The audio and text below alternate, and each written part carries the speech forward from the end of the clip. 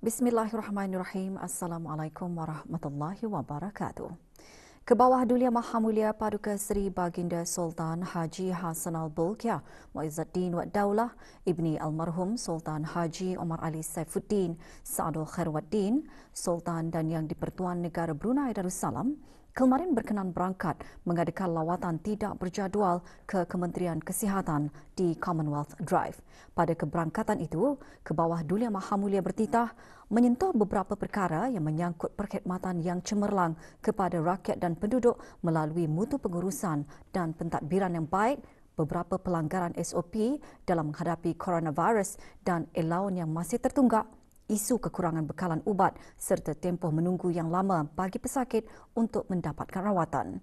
Antara dua perkara yang baginda peringatkan ialah pihak pentadbiran perlu turun padang, tidak setakat membaca atau menerima laporan dalam pejabat sahaja, dan kajian perlu dibuat mengenai kecenderungan jururawat kerajaan berpindah ke hospital swasta. Kebawah Duli Maha Mulia dalam titah juga menggariskan pelan strategik Kementerian Kesihatan yang dilancarkan pada bulan September 2019 memfokuskan 5 matlamat utama iaitu kecemerlangan dalam perkhidmatan penjagaan kesihatan, pencegahan dan pengawalan penyakit-penyakit berjangkit, perlindungan awam melalui dasar-dasar dan peraturan-peraturan berkesan, kedaya tahanan melalui penggunaan sumber yang optimum dan inovasi dan tadbir urus yang telus dan proaktif.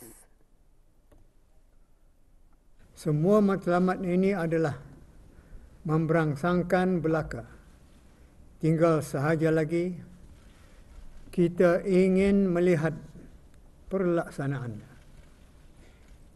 Kementerian Kesihatan MOH adalah salah sebuah kementerian yang diberikan peruntukan besar berjumlah hampir 400 juta ringgit.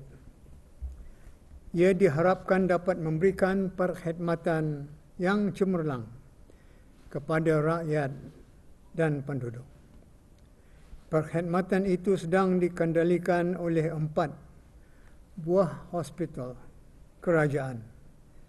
Maka bertolak dari sini, pada hemat beta, tidak ada alasan untuk perkhidmatan yang baik dan bermutu tidak dapat disumbangkan. Kebawah Duli Maha Mulia bertitah menegaskan semua matlamat utama yang menjadi fokus di bawah pelan strategik Kementerian Kesihatan dapat dicapai tertakluk pada mutu pengurusan dan pentadbiran. Jika mutu pengurusan dan pentadbiran baik, maka baiklah juga hasilnya. Peruntukan yang besar dan peralatan yang mencukupi hanyalah syarat biasa untuk menyampaikan kepada tujuan. Tetapi syarat yang lebih mutlak ialah sumber tenaga manusia. Kerana itu kadang-kadang peruntukan walaupun kecil dan peralatan hanya sederhana, namun kejayaan yang dicapai sangat luar biasa. Mengapakah perkara seperti ini boleh berlaku? Jawabnya kerana sumber tenaga yang melaksanakan kerja-kerja adalah berkualiti tinggi. Dalam titah, baginda juga menekankan perlunya semua peringkat pegawai dan kaki tangan Kementerian Kesihatan dari peringkat tinggi sampai kepada peringkat bawah menjalankan tugas masing-masing dengan baik dan sempurna. Dalam menghadapi coronavirus, MOH dapat dilihat sebagai berupaya untuk menangani wabak ini dengan kerjasama bersepadu oleh semua pihak. Ini adalah kenyataan yang amat menggembirakan, yang selayaknya disyukuri. Namun masih kedengaran berlaku segelintir warga MOH telah melakukan pelanggaran terhadap SOP dengan salah sebuah pusat kesihatan mengarahkan supaya segala perkakas untuk menyimpan sampel swab seperti gelas tiup dan peti sejuk dibersihkan oleh petugas pembersih sedang mengikut SOP. Pembersihan itu hanya boleh dibuat oleh jururawat, bukannya pembersih yang tidak pernah dilatih sebagaimana cara melakukan pembersihan. Demikian juga berlaku pelanggaran menghantar sampel swab dengan tidak mengasingkan sampel tersebut, malah menyatukannya dalam sebuah keenderaan yang sama bagi membawa sampel-sampel ujian darah dan air kencing. Padahal mengikut SOP, penghantaran itu patutnya dibuat dengan keenderaan yang berbeza. Kejadian-kejadian seperti ini tidak lain dari turut menggambarkan kelemahan pengurusan dan pentadbirannya. Mengenai isu allowance coronavirus, Kebawah Duli Yang Maha Mulia bertitah pembayaran allowance kepada sebilangan barisan hadapan masih ada tertunggak atau lambat dibayar. Sama juga dengan beberapa isu lain yang masih kekal menjadi isu, seperti isu allowance coronavirus, yang dikatakan masih ada tertunggak atau lambat dibayar kepada sebilangan barisan hadapan, seperti pemandu, ambulans dan jururawat. Selain itu, terdapat juga kekeliruan mengenai pembayaran apabila sebilangan jururawat mengeluh bahawa mereka sepatutnya menerima 5 kali pembayaran, tetapi cuma menerima 3 kali sahaja. Kebawah Duli Yang Maha Mulia juga membangkitkan isu kekurangan bekalan ubat dan penukaran jenama ubat. Selanjutnya, terdapat juga isu kekurangan ubat dan kehabisan barang pakai di hospital dan pusat kesihatan, terutama di 3 buah daerah, selain daerah Brunei dan Muara, di mana para pesakit dan ada kalanya terpaksa pergi ke Ripas untuk mendapatkan bekalan ubat. Bukankah ini juga menyusahkan lebih-lebih lagi bagi golongan pesakit warga emas? Demikian juga sejak beberapa tahun kebelakangan, sering kedengaran berlaku penukaran jenama ubat yang menimbulkan persoalan. Mengapa? Adakah penukaran itu dibuat bertujuan untuk mendapatkan harga yang lebih murah berbanding jenama sebelumnya? Dan juga patut ditanya, adakah pihak MOH pernah melakukan prosedur pemilihan dengan melawat kilang-kilang pengeluaran obat demi menjaga kualiti obat dan keselamatan pengguna? Ini juga merujuk kepada pentadbiran. Kebawah Duli Yang Maha Mulia juga bertitah membangkitkan isu pesakit yang menunggu agak lama untuk mendapatkan rawatan sehingga mengundang kesalan dan kegusaran orang ramai. Memang diambil maklum bahawa pihak MOH adalah berusaha untuk memberikan perkhidmatan kesihatan yang selayaknya. Tetapi di bahagian-bahagian tertentu masih berlaku kelemahan-kelemahan ketara yang tidak sewajarnya terjadi, seperti tempoh pesakit menunggu doktor agak lama sehingga mengundang kepada kesalan dan kegusaran orang ramai. Begitu juga lebih teruk lagi, pesakit menunggu berjam-jam lamanya untuk mendapatkan rawatan di bahagian kemalangan dan kecemasan. kerana di sini sering-sering berlaku ketiadaan doktor. Sepatutnya di bahagian ini tidak boleh berlaku kekosongan doktor, tetapi ia berlaku juga. Mengapa? Adakah perkara ini disedari oleh pihak pentadbiran? Jika disedari, apakah yang telah dibuat atau apakah jenis tindakan yang telah diambil mengenainya? Jika sudah diambil tindakan, mengapakah masih terus berlaku juga?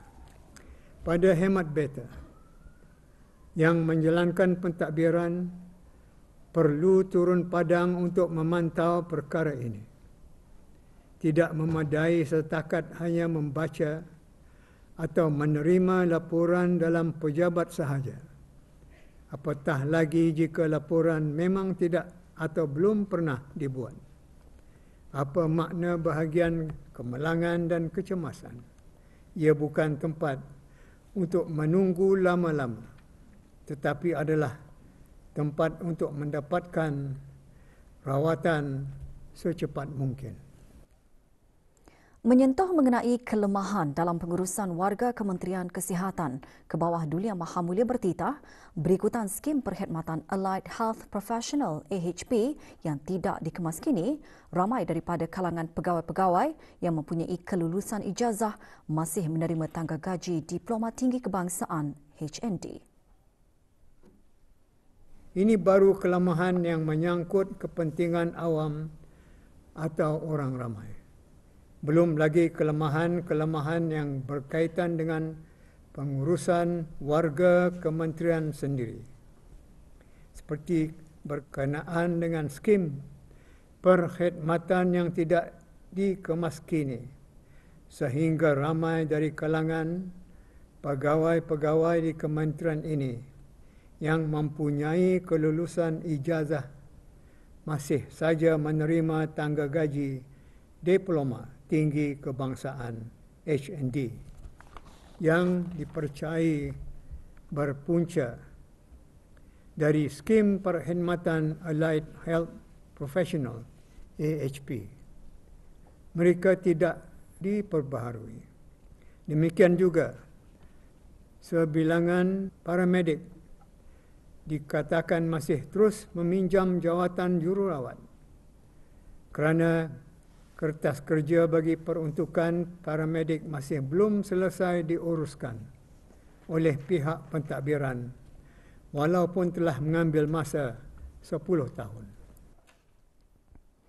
Kebawah Dulia Maha Mulia juga bertitah menyarankan agar kajian dijalankan terhadap kecenderungan jururawat kerajaan berpindah ke hospital swasta dan peralatan dan mekanisme termasuk jumlah ambulans dan pemandu ambulans tidak mencukupi.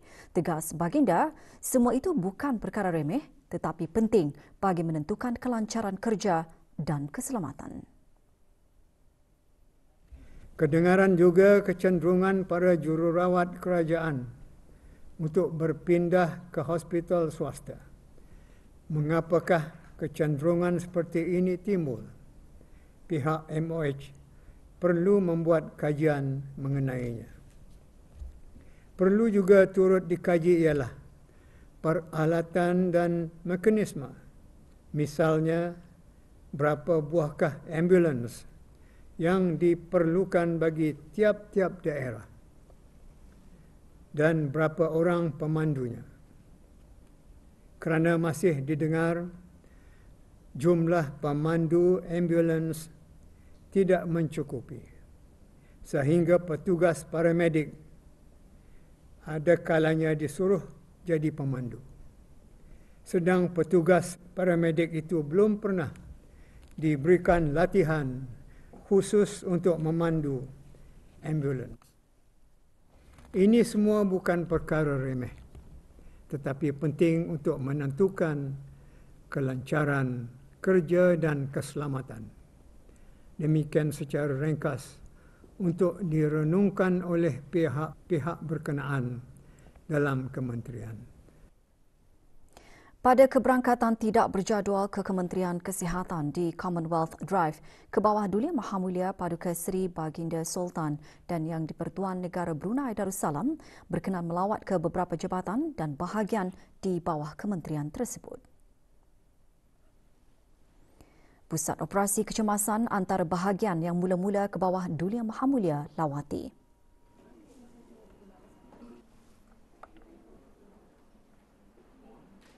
What happened? What's your function? Untuk menuju para yang apa yang dimaklumkan daripada MIG. And you, what's your... Judge transported di MIS. You? Alias kami menerima laporan ketibaan dan masukan dan pengeluaran daripada Brunei dan daripada Brunei seluruh. Pusat ini antara lain berperanan mengenal pasti keperluan-keperluan tambahan dan menyelaraskan sokongan dari hospital dan agensi lain. You are in charge.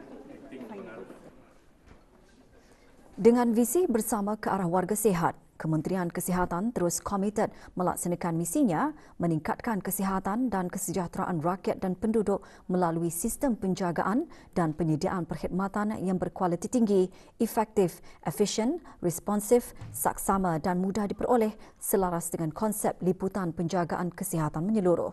Tumpuan juga diberikan bagi meningkatkan kesedaran awam mengenai penjagaan kesihatan, kebersihan dan amalan kepada konsep pencegahan lebih baik daripada perawatan.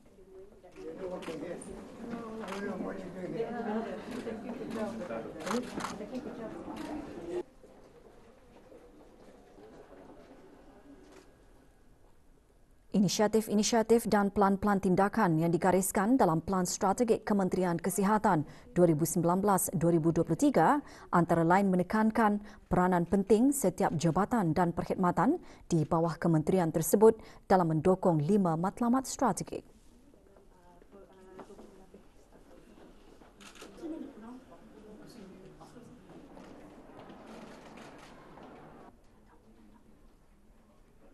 Assalamualaikum.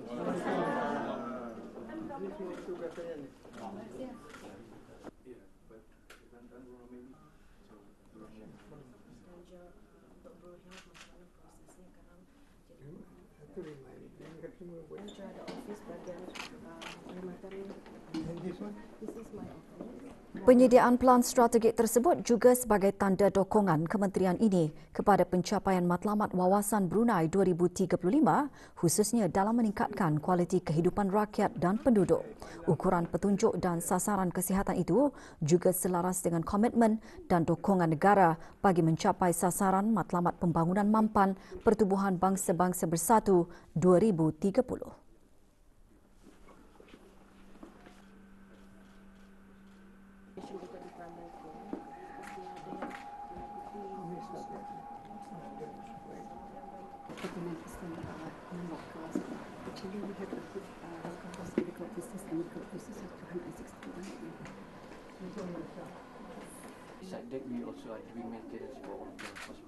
Dalam langkah Kementerian Kesihatan merealisasikan plan strategiknya, satu cabaran besar dihadapi oleh kementerian tersebut apabila dunia dikejutkan dengan wabak COVID-19.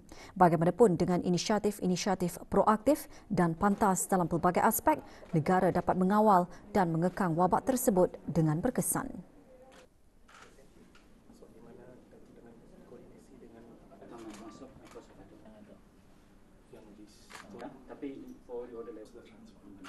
Dan menggunakan kerajaan karena sikit lah, but you can see. Ke bawah Duli Mahamulia meneruskan keberangkatan dengan melawat Jabatan Perkhidmatan Saintifik yang berperanan menyediakan perkhidmatan saintifik yang komprehensif melalui penganalisaan makmal kepada pihak kesihatan awam dan agensi penguatkuasaan undang-undang di negara ini.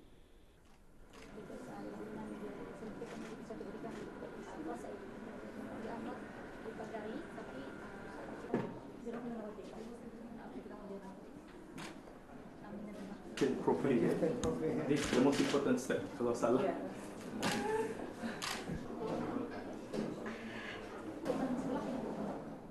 Jabatan ini mempunyai makmal-makmal yang mampu memberikan perkhidmatan analytical scientific dalam bidang sains forensik dan sains kesihatan awam yang diperlukan sejajar dengan perkembangan semasa.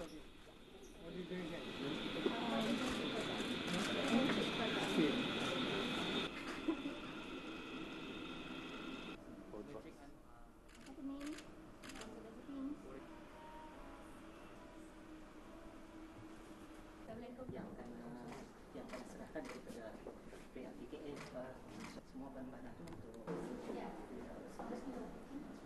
supaya sesuai. Bahagian sains kesihatan dan bahagian forensik sains antara mendapat perhatian baginda.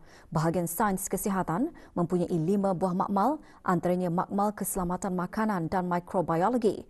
Bahagian sains forensik pula mempunyai 5 buah makmal, antaranya makmal narkotik dan makmal toksikologi.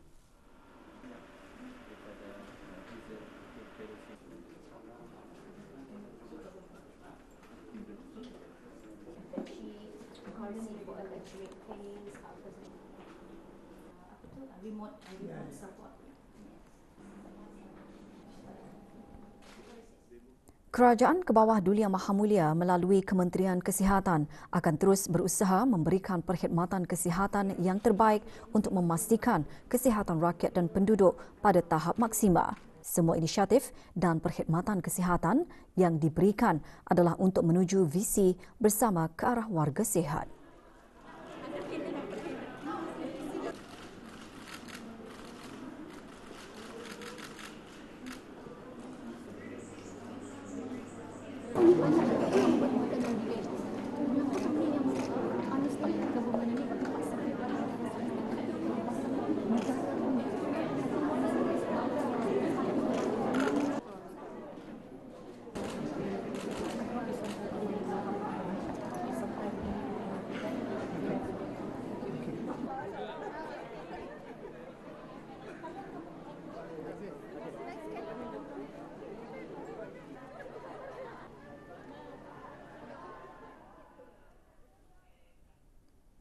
Satu kes baharu dicatatkan kemarin menjadikan jumlah keseluruhan kes jangkitan di negara ini meningkat kepada 188.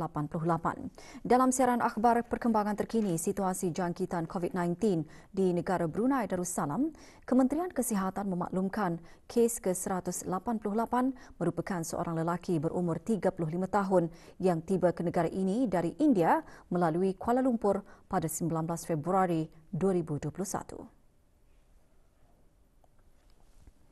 Pengesanan kontak sedang giat dijalankan. Sementara itu, kes ini sedang dirawat di Pusat Pengasingan Kebangsaan dan ketiga-tiga kes aktif yang berada di pusat berkenaan dalam keadaan baik. Kes terakhir jangkitan tempatan COVID-19 dilaporkan pada 6 Mei lalu. Manakala jumlah kes import sejak kes jangkitan terakhir tempatan dilaporkan sebanyak 47 kes. 675 orang sedang menjalani pengasingan diri mandatri, manakala 14,081 orang menamatkan pengasingan diri mandatri sejak Mac 2020.